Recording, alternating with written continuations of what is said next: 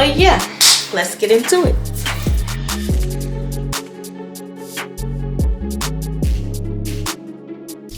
And here are my little labels that I bought off Amazon. And there's about, I want to say a little, maybe over 10 sheets of just spices that you can use.